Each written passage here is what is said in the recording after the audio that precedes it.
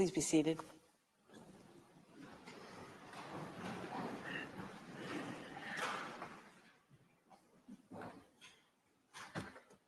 The sitting is open.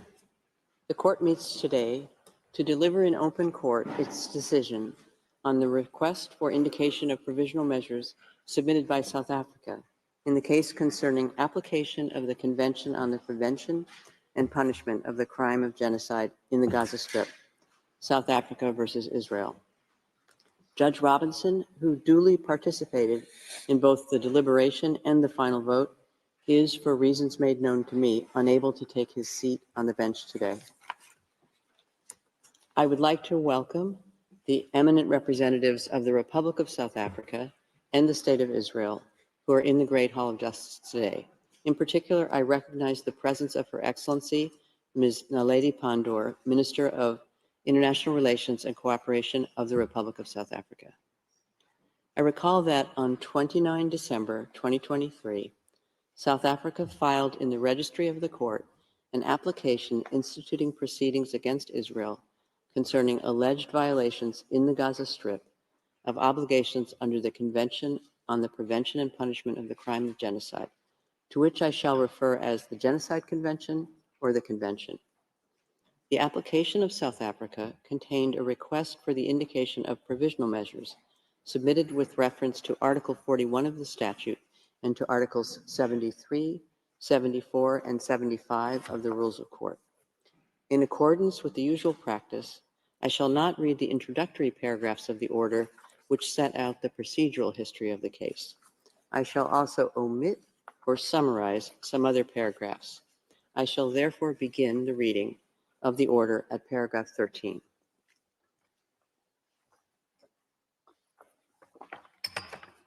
In the order, the court begins by recalling the immediate context in which the present case came before it.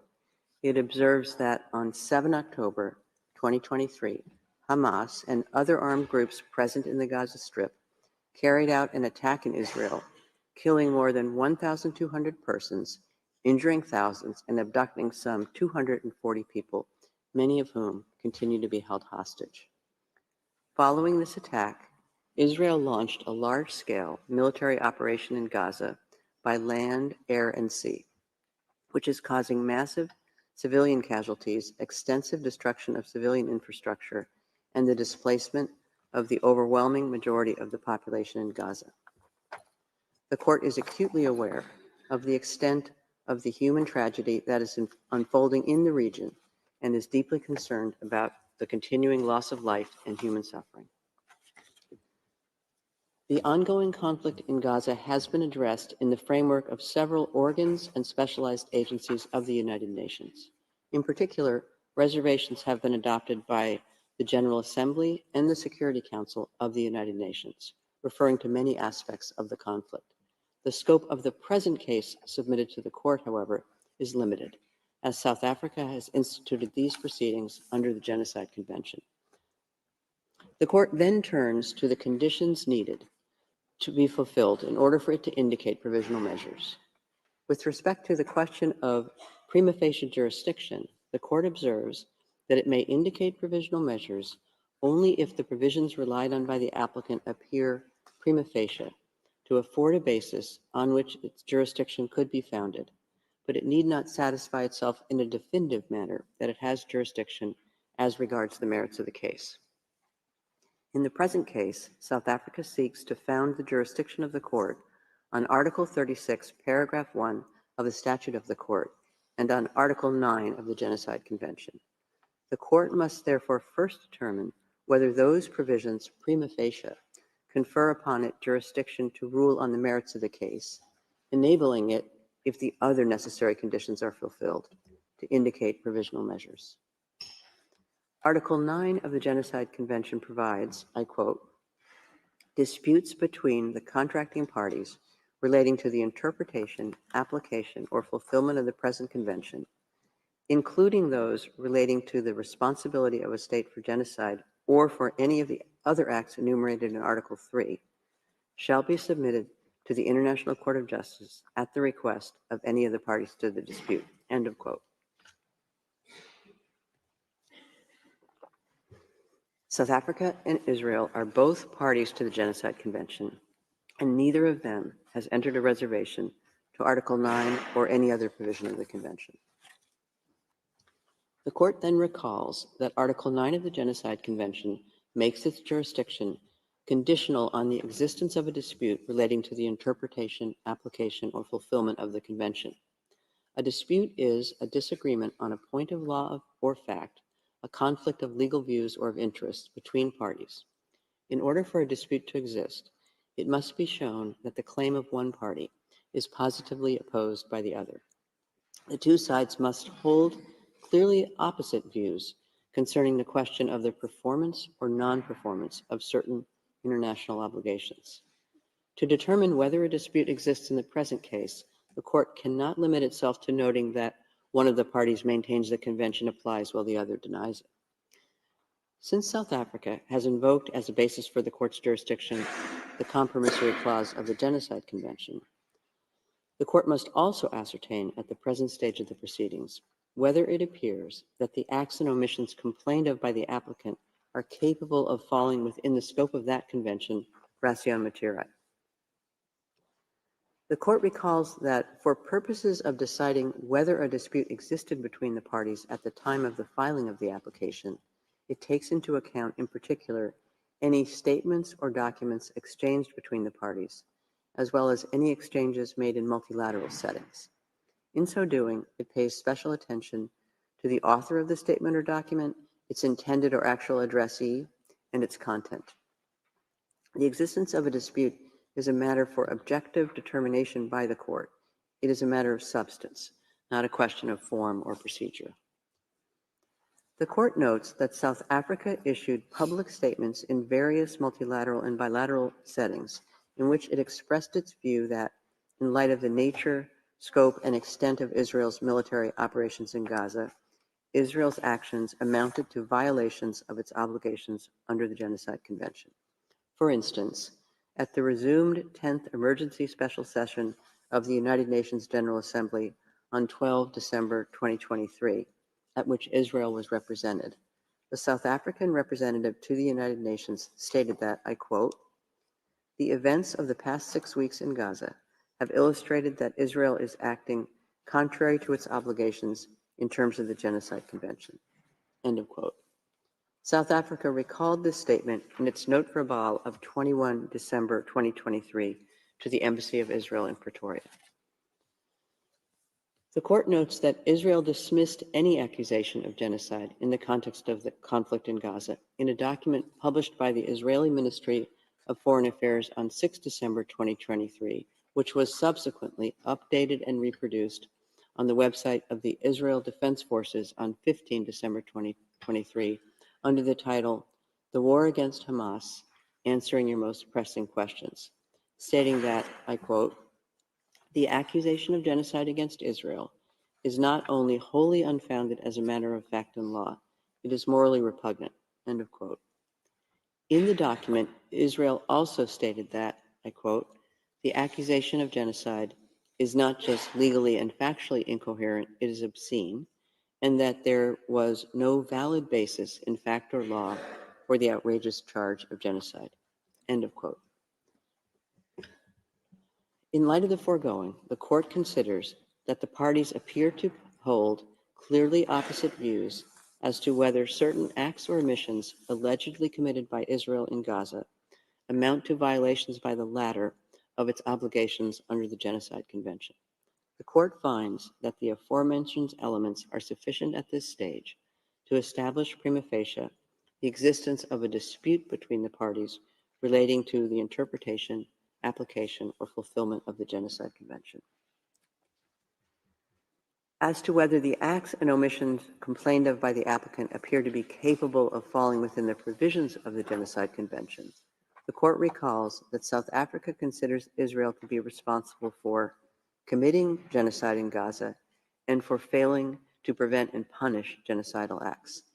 South Africa contends that Israel has also violated other obligations under the Genocide Convention, including those concerning conspiracy to commit genocide, direct and public incitement to genocide, attempted genocide, and complicity in genocide.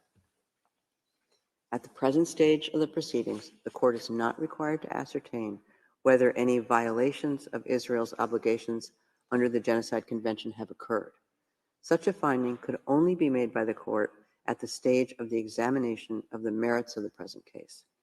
At the stage of making an order on the request for an indication of provisional measures, the court's task is to establish whether the acts and omissions complained of by the applicant appear to be capable of falling within the provisions of the Genocide Convention. In the court's view, at least some of the acts and omissions alleged by South Africa to have been committed by Israel in Gaza appear to be capable of falling within the provisions of the Convention.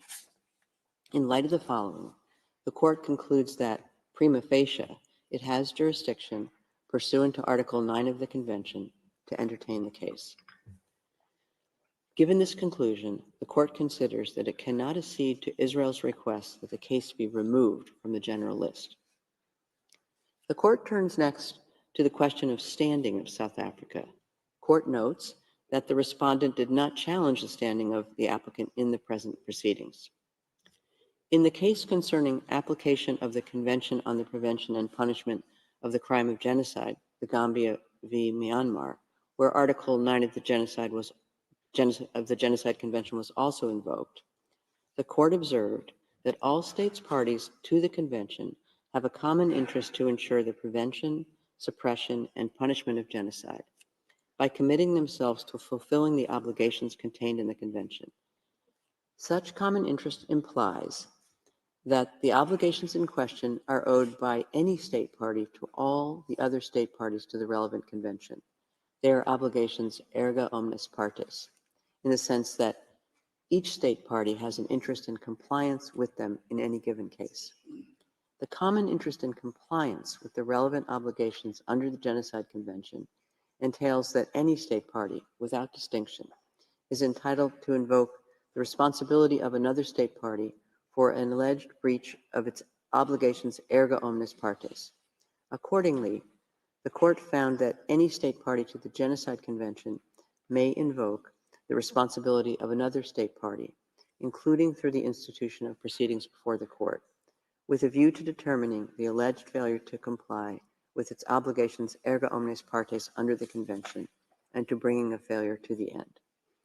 The court concludes prima facie that South Africa has standing to submit to it the dispute with Israel concerning alleged violations of obligations under the Genocide Convention. The court then turns to the question of the rights whose protection is sought and the link between such rights and the measures requested. It recalls that its power to indicate provisional measures under Article 41 of the statute has as its object the preservation of the respective rights claimed by the parties in a case, pending its decision on the merits thereof. It follows that the court must be concerned to preserve by such measures the rights which may subsequently be adjudged by it to belong to either party. Therefore, the court may exercise this power only if it is satisfied that the rights asserted by the party requesting such measures are at least plausible. At this stage of the proceedings, however, the court is not called upon to determine definitively whether the rights which South Africa wishes to seek protected exist. It need only decide whether the rights claimed by South Africa and for which it seeks protection are plausible. Moreover, a link must exist between the rights whose protection is sought and the provisional measures being requested.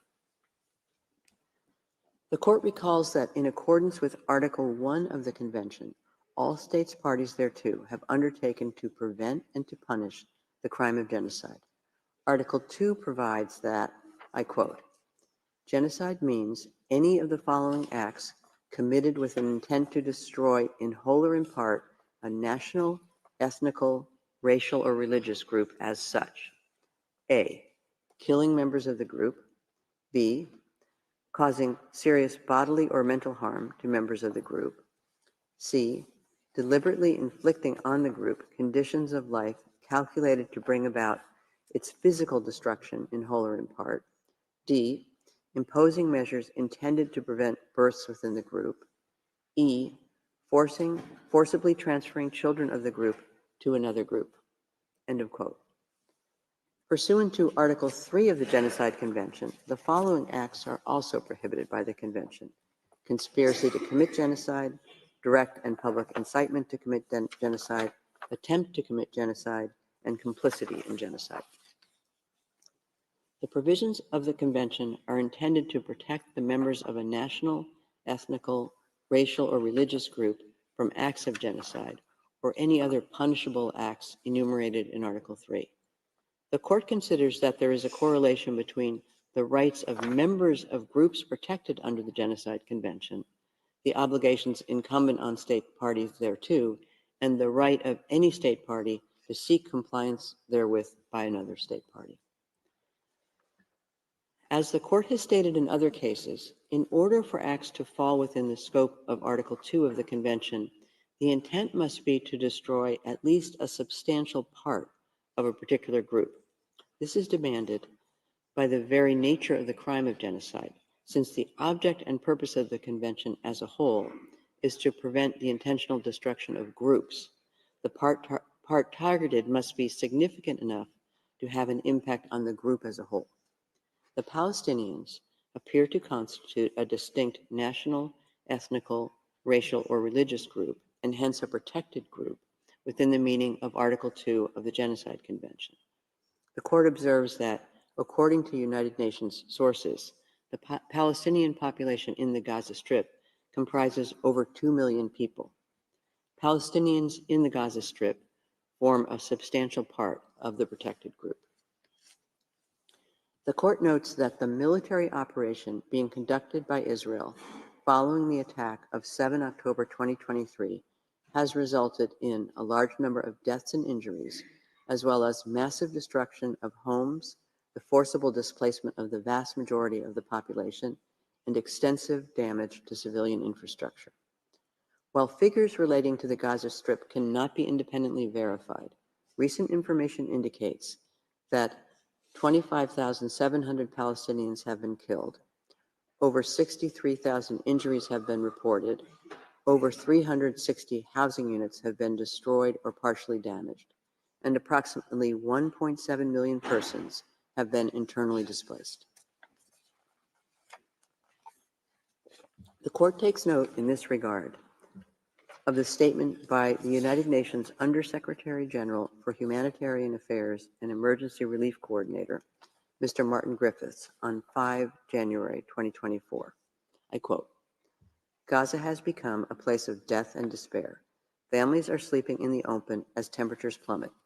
Areas where civilians were told to relocate for their safety have come under bombardment. Medical facilities are under relentless attack. A public health disaster is unfolding. Gaza has simply become uninhabitable. Its people are witnessing daily threats to their very existence while the world watches on." End of quote. Following a mission to North Gaza, the World Health Organization reported that as of 21 December 2023, I quote, "An unprecedented 93% of the population of Gaza is facing crisis levels of hunger, with insufficient food and high levels of malnutrition." End of quote. The Court further notes the statement issued by the Commissioner General of the United Nations Relief and Works Agency for Palestine refugees in the Near East, or UNRWA, Mr. Philippe Lazzarini, on 13 January 2024. I quote, "It's been 100 days since the devastating war started, killing and displacing people in Gaza following the horrific attacks that Hamas and other groups carried out against people in Israel. It's been 100 days of ordeal and anxiety for hostages and their families. In the past 100 days, sustained bombardment across the Gaza Strip caused the massive displacement of a population that is in a state of flux, constantly uprooted and forced to leave overnight, only to move to places which are just as unsafe. This war affected more than 2 million people, the entire population of Gaza. Many will carry lifelong scars, both physical and psychological.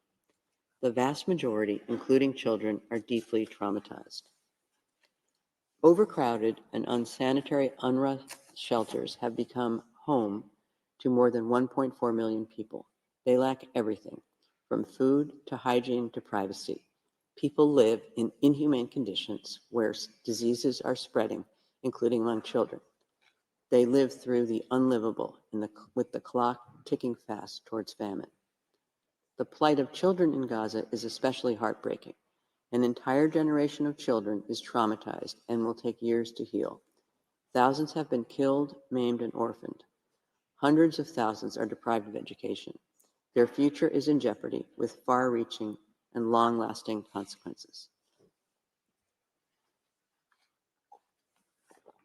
The UNRWA Commissioner General also stated that the crisis in Gaza is, I quote, compounded by dehumanizing language, end of quote.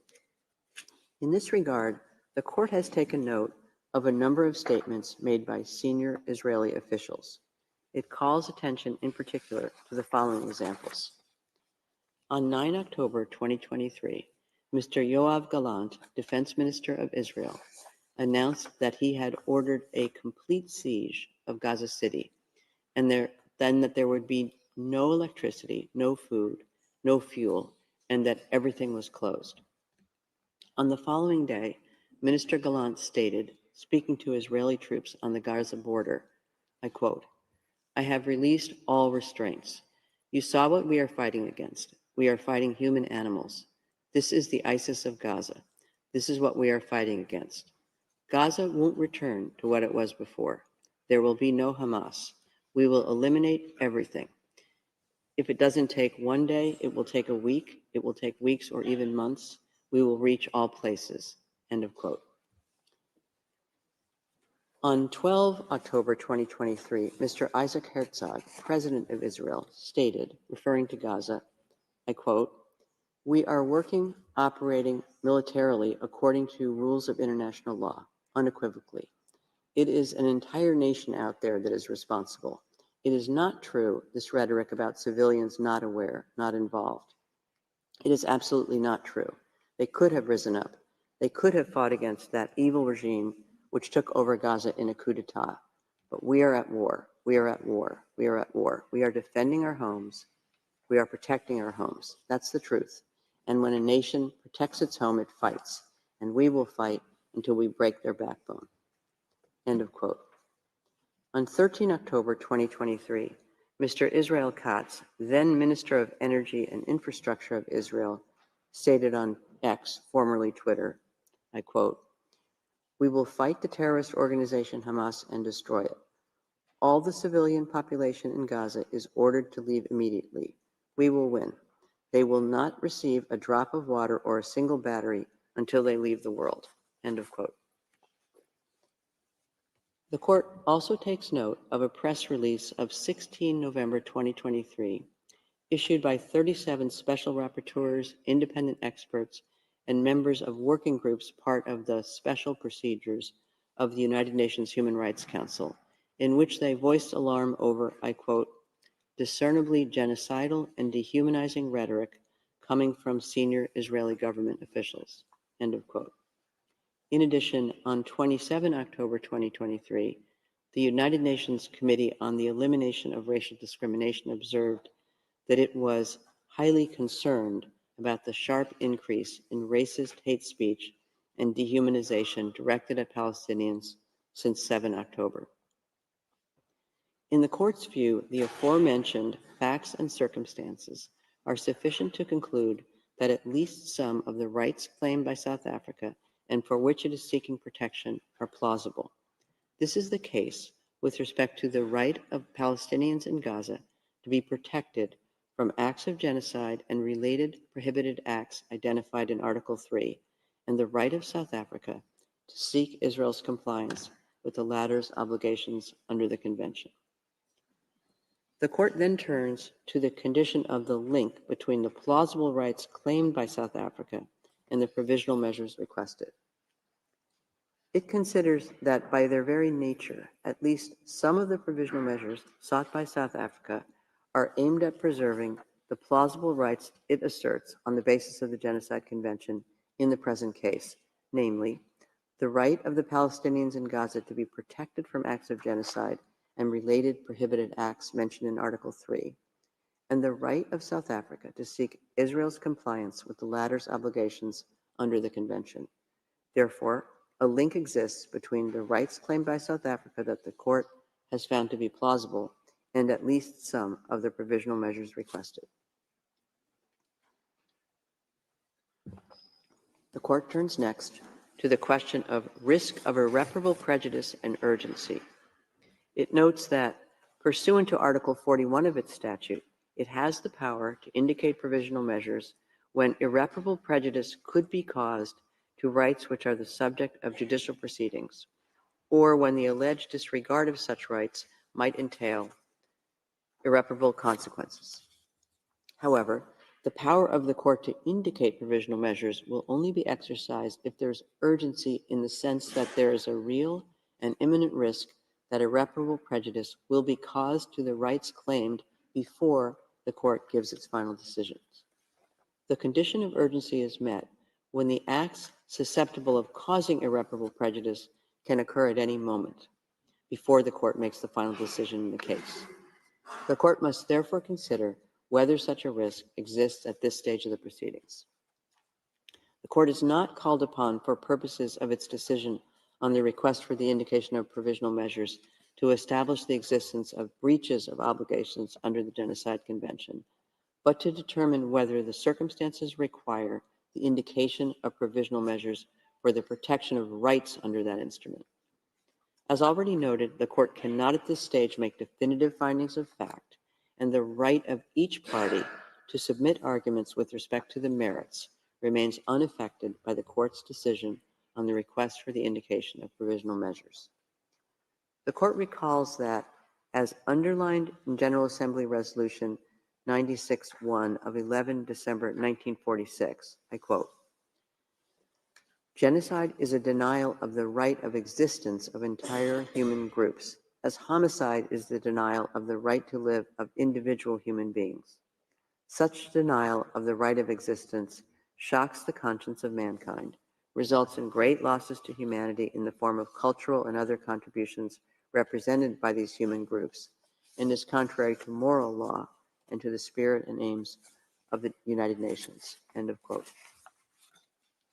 In view of the fundamental values sought to be protected by the Genocide Convention, the court considers that the plausible rights in question in this proceeding, namely, the right of Palestinians in the Gaza Strip to be protected from acts of genocide and related prohibited acts identified in Article 3 of the Genocide Convention, and the right of South Africa to seek Israel's compliance with the latter's obligation under the Convention, are of such a nature that prejudice to them is capable of causing irreparable harm. During the ongoing conflict, senior United Nations officials have repeatedly called attention to the risk of further deterioration of conditions in the Gaza Strip.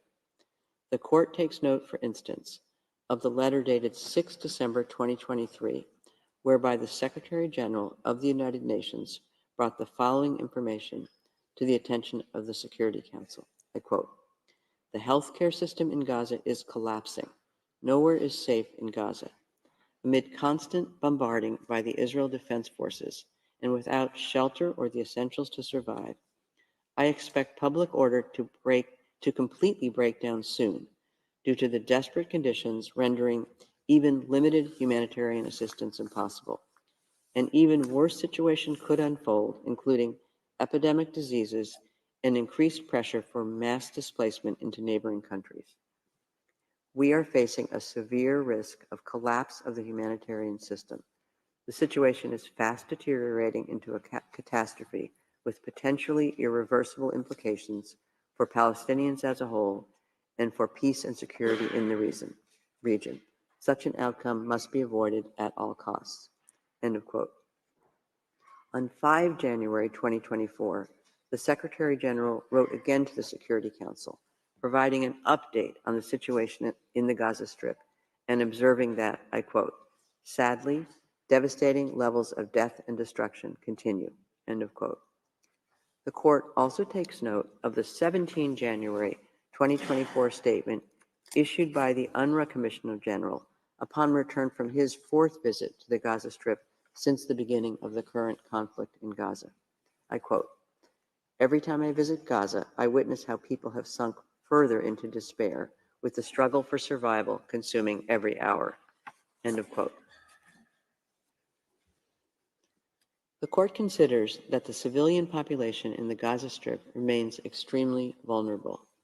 It recalls that the military operation conducted by Israel after 7 October 2023 has resulted inter alia in tens of thousands of deaths and injuries and the destruction of homes, schools, medical facilities, and other vital infrastructure, as well as displacement on a massive scale. The court notes that the operation is ongoing and that the Prime Minister of Israel announced on 18 January 2024 that the war, I quote, "will take many more long months," end of quote. At present, many Palestinians in the Gaza Strip have no access to the most basic foodstuffs, potable water, electricity, essential medicines, or heating. The World Health Organization has estimated that 15% of the women giving birth in Gaza Strip are likely to experience complications and indicates that maternal and newborn death rates are expected to increase due to the lack of access to medical care. In these circumstances, the court considers that the catastrophic humanitarian situation in the Gaza Strip is at serious risk of deteriorating further before the court renders its final judgment.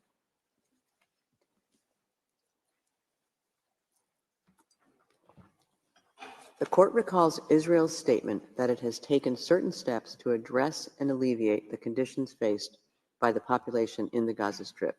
The court further notes that the Attorney General of Israel recently stated that a call for intentional harm to civilians may amount to a criminal offense, including that of incitement, and that several such cases are being examined by Israeli law enforcement authorities. While such steps are to be encouraged, they are insufficient to remove the risk that irreparable prejudice will be caused before the court issues its final decision in the case. In light of the foregoing, the court considers that there is urgency in the sense that there is a real and imminent risk that irreparable prejudice will be caused to the rights found by the court to be plausible before it gives its final decision. The court concludes on the basis of the aforementioned considerations that the conditions required by its statute for it to indicate provisional measures are met. It is therefore necessary, pending its final decision, for the court to indicate certain measures in order to protect the rights claimed by South Africa that the court has found to be plausible. The court recalls that it has the power under its statute, when a request for provisional measures has been made, to indicate measures that are in whole or in part other than those requested.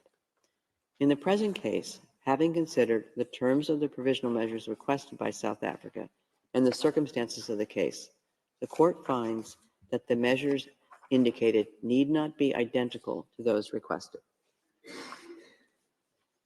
The court considers that, with regard to the present situation, Israel must, in accordance with its obligations under the Genocide Convention, in relation to Palestinians in Gaza, take all measures within its power to prevent the commission of all acts within the scope of Article 2 of the Convention, in particular, A, killing members of the group, B, causing serious bodily or mental harm to members of the group, C, deliberately inflicting on the group conditions of life calculated to bring about its physical destruction in whole or in part, and D, imposing measures intended to prevent births within the group.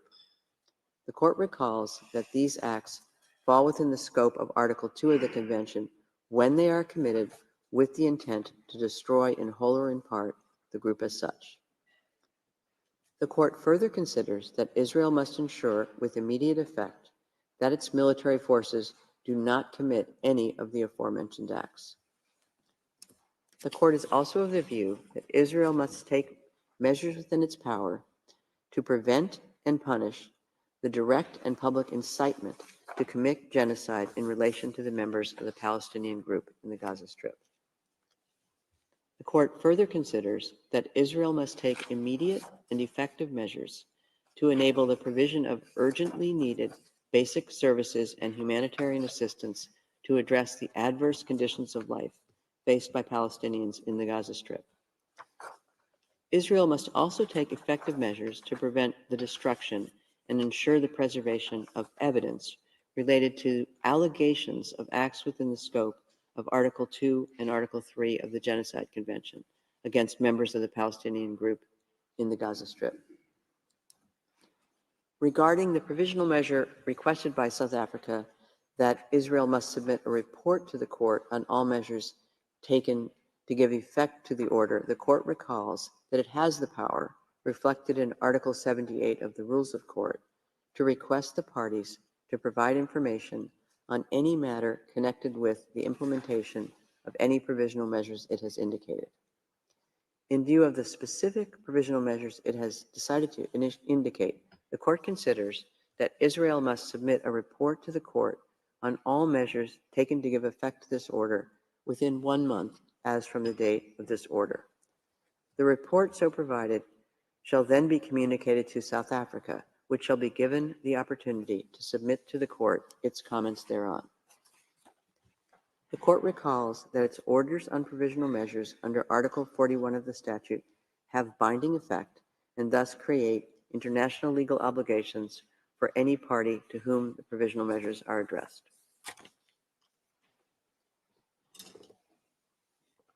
The court reaffirms that the decision given in the present proceedings in no way prejudges the question of the jurisdiction of the court to deal with the merits of the case or any questions related to the admissibility of the application or to the merits themselves. It leaves unaffected the right of the governments of the Republic of South Africa and the State of Israel to submit arguments in respect of these questions. The order then states that the court deems it necessary to emphasize that all parties to the conflict in the Gaza Strip are bound by international humanitarian law. It is gravely concerned about the fate of the hostages abducted during the attack in Israel on 7 October 2023 and held since then by Hamas and other armed groups, and calls for their immediate and unconditional release. I shall now read out the operative part of the order. For these reasons, the court indicates the following provisional measures. 1. By 15 votes to 2, the State of Israel shall, in accordance with its obligations under the Convention on the Prevention and Punishment of the Crime of Genocide in relation to the Palestinians in Gaza, take all measures within its power to prevent the commission of all acts within the scope of Article 2 of the Convention, in particular, A, killing members of the group, B, causing serious bodily or mental harm to members of the group, C, deliberately inflicting on the group conditions of life calculated to bring about its physical destruction in whole or in part, and D, imposing measures intended to prevent births within the group. In favor, President Donahue, Vice President Gevorgian, Judges Tomka, Abraham, Benuna, Yusuf, Shway, Bandari, Robinson, Salam, Iwasawa, Nolte, Charlesworth, Brandt, Judge Ad hoc Moseneke. Against, Judge Sebatinde, Judge Ad hoc Barak. By 15 votes to 2, the State of Israel shall ensure, with immediate effect, that its military does not commit any acts described in point 1 above. In favor, President Donahue, Vice President Gevorgian, Judges Tomka, Abraham, Benuna, Yusuf, Shway, Bandari, Robinson, Salam, Iwasawa, Nolte, Charlesworth, Brandt, Judge Ad hoc Moseneke. Against, Judge Sebatinde, Judge Ad hoc Barak. By 16 votes to 1, the State of Israel shall take all measures within its power to prevent and punish the direct and public incitement to commit genocide in relation to members of the Palestinian group in the Gaza Strip. In favor, President Donahue, Vice President Gevorgian, Judges Tomka, Abraham, Benuna, Yusuf, Shway, Bandari, Robinson, Salam, Iwasawa, Nolte, Charlesworth, Brandt, Judges Ad hoc Barak, Moseneke. Against, Judge Sabatinde. By 16 votes to 1, the State of Israel shall take immediate and effective measures to ensure the provision of urgently needed basic services and humanitarian assistance to address the adverse conditions of life faced by Palestinians in the Gaza Strip. In favor, President Donahue, Vice President Gevorgian, Judges Tomka, Abraham, Benuna, Youssef, Shway, Bandari, Robinson, Salam, Iwasawa, Nolte, Charlesworth, Brandt, Judges ad hoc Barak, Moseneke. Against, Judge Sabatinde. By 15 votes to 2, the State of Israel shall take effective measures to prevent the destruction and ensure the preservation of evidence related to allegations of acts within the scope of Article 2 and Article 3 of the Convention on the Prevention and Punishment of the Crime of Genocide against members of the Palestinian group in the Gaza Strip.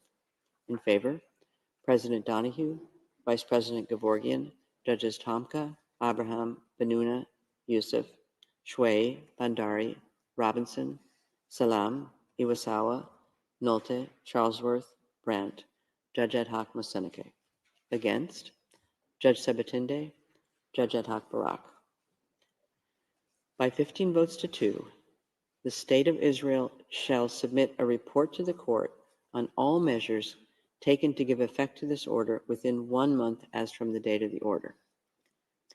In favor, President Donahue, Vice President Gevorgian, Judges Tomka, Abraham, Benuna, Youssef, Shway, Bandari, Robinson, Salam, Iwasawa, Nolte, Charlesworth, Brandt, Judge ad hoc Moseneke. Against, Judge Sabatinde, Judge ad hoc Barak. I shall now call upon the registrar to read the operative part of the order in French. Par ces motifs, la Cour indique les mesures conservatoires suivantes. 1.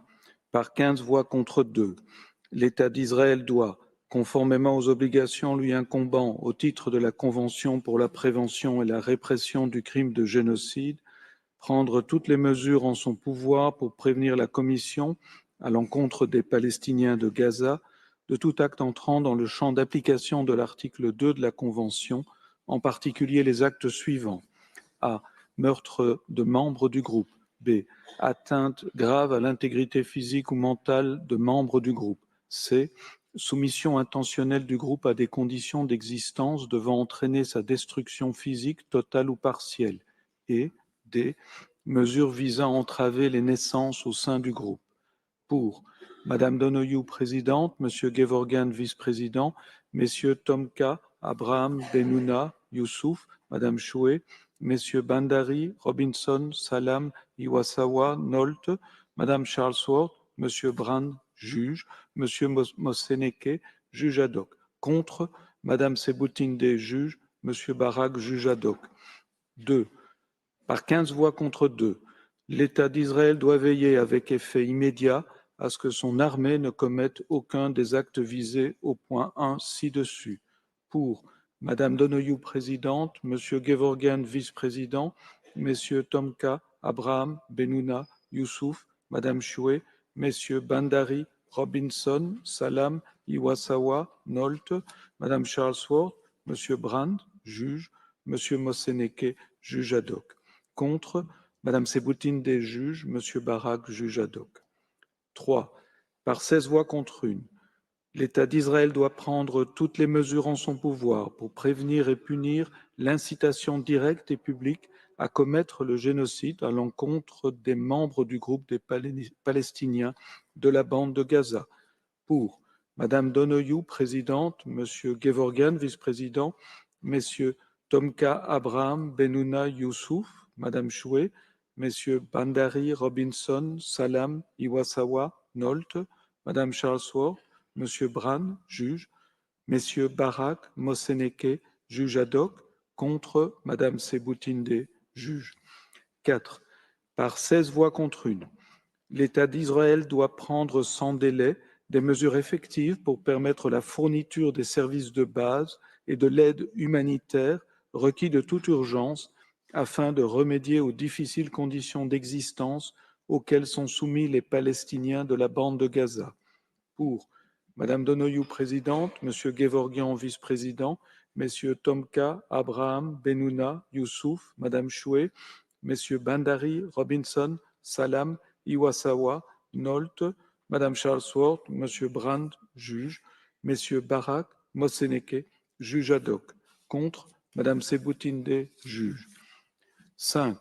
Par 15 voix contre 2, l'État d'Israël doit prendre des mesures effectives pour prévenir la destruction et assurer la conservation des éléments de preuve relatifs aux allégations d'actes entrant dans le champ d'application des articles 2 et 3 de la Convention pour la prévention et la répression du crime de génocide commis contre les membres du groupe des Palestiniens de la bande de Gaza.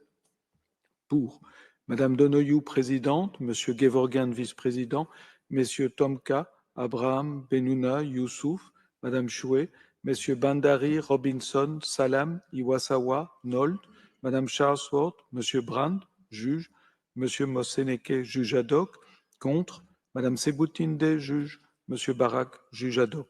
6. Par 15 voix contre 2, l'État d'Israël doit soumettre à la Cour un rapport sur l'ensemble des mesures qu'il aura prises pour donner effet à la présente ordonnance dans un délai d'1 mois à compter de la date de celle-ci. Pour Madame Donoyou, présidente, Monsieur Gevorgyan, vice-président, Messieurs Tomka, Abraham, Benouna, Youssouf, Madame Choué, Messieurs Bandari, Robinson, Salam, Iwasawa, Nolt, Madame Charlesworth, Monsieur Brand, juge, Monsieur Moseneke, juge ad hoc. Contre, Madame Sebutinde, juge, Monsieur Barak, juge ad hoc. Judge Shui appends a declaration to the order of the court. Judge Sabatinde appends a dissenting opinion to the order of the court. Judges Bandari and Nolte append declarations to the order of the court. Judge Ad hoc Barak appends a separate opinion to the order of the court. The text of the court will be available from today in typescript. It will be available shortly on the court's website. The printed text will be available in due course. As the court has no further business before it today, I declare the sitting closed.